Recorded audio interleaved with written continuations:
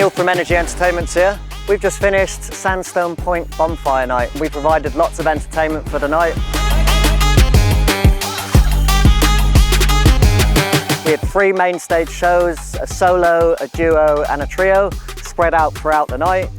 We had roving performers, we had a juggling jester, we had a glamour hula hoop fire performer, and we also had a glamour fire breather. As you can see, the weather was slightly wet. You can see puddles everywhere.